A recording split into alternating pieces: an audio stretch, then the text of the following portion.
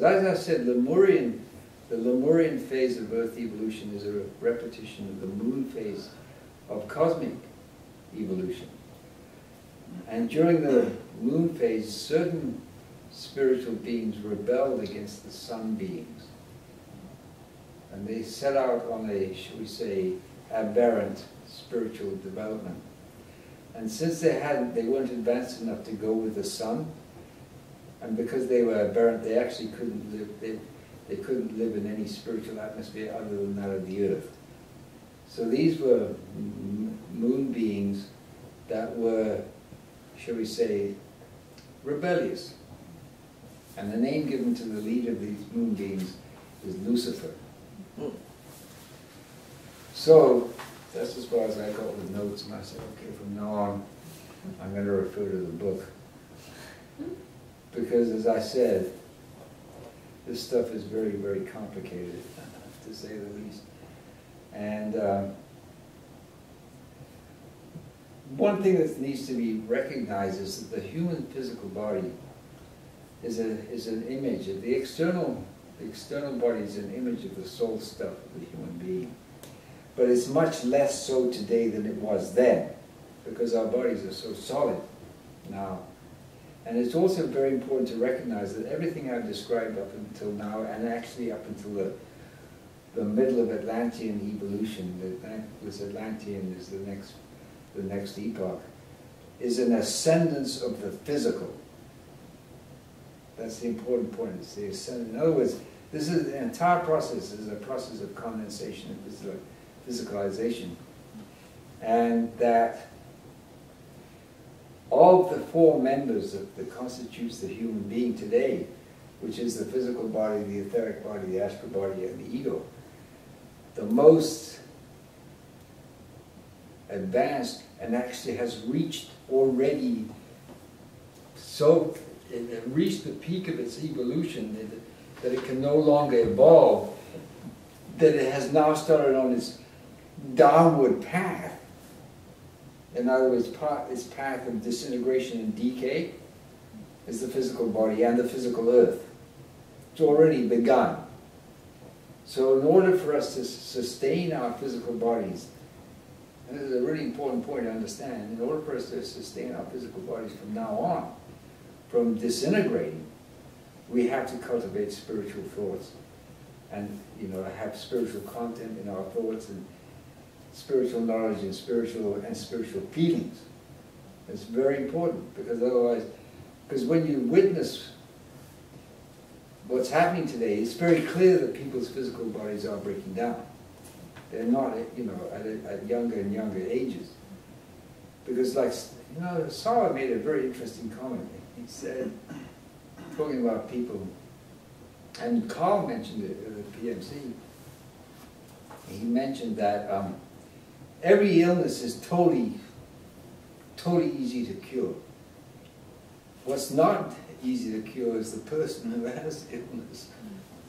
So that's really the problem right there, but we'll get into that in the psychology of healing. But I just want to mention, as a kind of like a macrobiotic relationship to this, why do I do this? Why do I do this whole thing with trying to get macrobiotics and naturopathology together? Well, first of all, I made a commitment to doing this at summer camp in like 85, something like that. But what really kind of gave a tremendous impetus to the whole thing, my endeavor, is that in Ron Koch's book, Macrobiotics Yesterday and Today, he gives an account of George Osawa traveling through the Black Forest with his party. Then there's a guy in his party who we know today is, and I don't know whether, I think he's still alive. There's a man by the name of Clint Yoshimi, who's one of Osawa's students. So of course this was happening like in 53 or something like that. And Clint had counseled a couple of girls who were resident in the Black Forest, and their father ran this establishment called, interestingly enough, the Inn of the Sun. And he was an anthroposophist student, the father was. So Clint said, I would like to see these two girls, see how they're doing, do a follow-up, just see how they're doing. So they decide to go to the Inn of the Sun, they decide to stay the night there. So they get themselves ready, and they come into the dining room to sit down and have this dinner. And there's a picture of Steiner on the wall. And George Sauer sits down at his dinner table, chair, and he looks up and he sees this photograph. He leaps out of his chair, walks around the table, and he stares at the photograph for 10 minutes. And then he finally turns to the assembled party with, those with him and says, up until now, I did not think that there was any spiritual life at all in Europe. But I now see I have to change my mind. Because this man, remember, he's looking at Steiner's photograph. He said, this man is an initiate of the spirit. I must meet him. So George Sauer, the founder of modern day macrobiotics, or as I like to describe him, rediscoverer of modern day macrobiotics, he recognized Steiner for who he is. So there is a spiritual connection between macrobiotics and anthroposophy, because that particular episode just demonstrates it unequivocally in my estimation. Did they ever meet? No, because Steiner died in 1925, but he said, where is he? Can I meet him? I've got to meet him, I've got to see him. So, well, unfortunately he's passed away. Well, what did he do? What did he do? Well, he has this place in Switzerland, a place called Dornach, the Goetheaner. Oh, can I go there? Can I go there? Yeah. So they arranged to go there, but they had problems at the border, blah, blah, blah, and they get in there, but they don't have much time to spend. But apparently, what I heard through the grapevine is that the 7 levels of judgment come out of George Sauer studying Steiner. But of course, George Sauer never said anything about Steiner after that. Never. I mean, really interesting. But the interesting thing is I met a guy at the Macro Community Center that we had in Oakland there. His name is by the name of David Hume. And he was a paramedic. And he'd studied with Michio when Michio was giving lectures in his living room, and you came into his living room and there was a basket there and you put your donation in there. And he said then Michio was recommending everybody study Steiner. And then he just stopped. And the last I heard about Michio's estimation of Steiner, he's too complicated. Well, he's complicated. They've got to give him that. He's right about that. So, but then life is complicated. Now the one went at this time because Christ has removed himself from the sun and is participating directly in earth evolution, because his crucifixion and resurrection signifies that Christ has implanted his impulse in every human being, in the soul of every human being, irrespective of color or creed. And that began, 2,111 years ago. And so it's still early days. But so when we go through our passage between death and rebirth, we go through the sun sphere, we see the image of Christ there, but we actually meet with Lucifer. And Lucifer takes us by our hand. See, this is where it gets, why it's so complicated. Lucifer takes us by our hand and guides us through the remainder of our passage between death and rebirth. So Lucifer in his own sphere is a brother to Christ. But when he starts to interfere in those domains which he should not be messing around with, then he's an injurious influence. But at the same time, as I said, without his influence, we would have no possibility of freedom, the freedom of choice. And remember, Lucifer means the bringer of light. So when you look at accounts of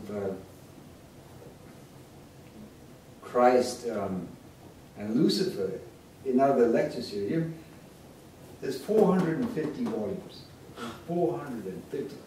And I've only read 150 of them. Actually, I haven't even read that many. I have 150, but I haven't read them all. Because like this one, this is maybe I've read this a half a dozen times. You know, because they're so difficult. At least for me they are. And so he says, on one occasion, yes, he rebelled. On another occasion, he says, no.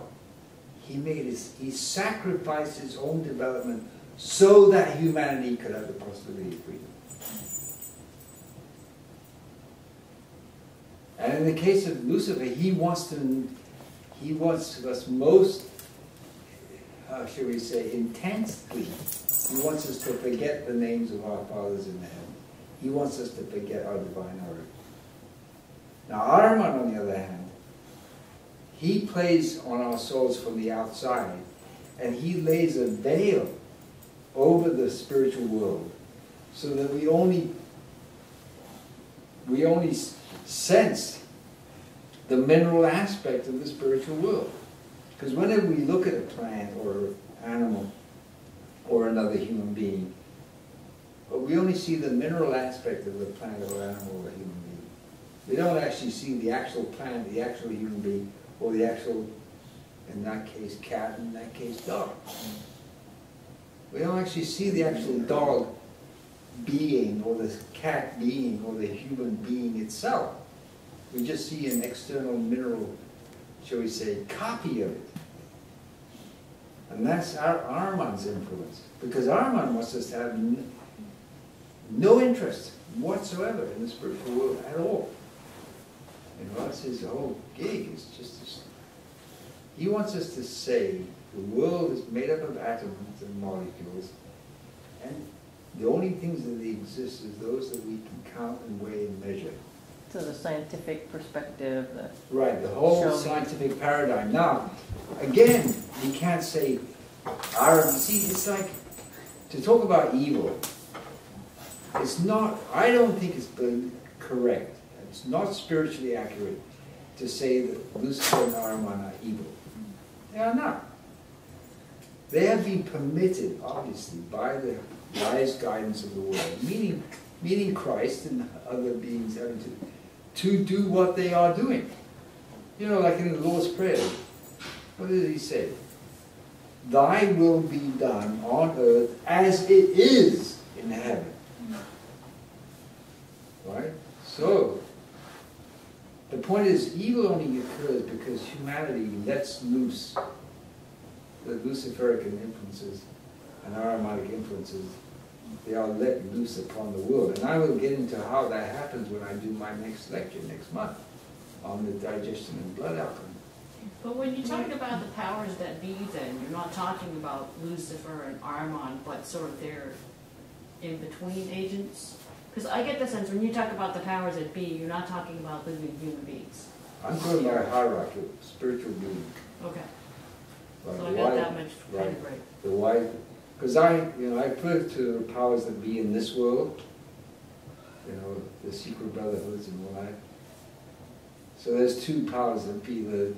Those who are, put it this way, this is actually a very interesting insight that you brought up here, is that the powers that be in this world, they literally, knowingly worship on the one hand Lucifer and on the other hand Ahriman.